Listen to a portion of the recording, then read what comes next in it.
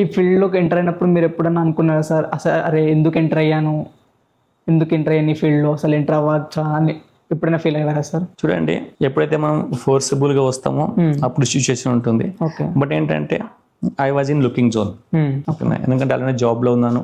ఓకేనా, అప్పుడు ఇంకేదైనా చేయాలనే తప్పన ఉండే. ఓకే. ఓకేనా, ఆ టైం లోపల మా great upline Charan Singh sir, ఓకేనా, వాళ్ళు నాకు అప్రోచ్ అయ్యారు. Okay sir. ఓకేనా, ప్లాన్ మొత్తం చూశాను. నేను చూసిన తర్వాత ఇంతకుముందు చెప్పినట్టు సింపుల్ అనిపించింది. ఓకే. ఇది ఒక ప్యూర్ బిజినెస్, మనం ఎంత కష్టపడితే ఎదగొచ్చు అనిపించింది. ఓకే. దీన్ని నేను తీసుకున్నాను.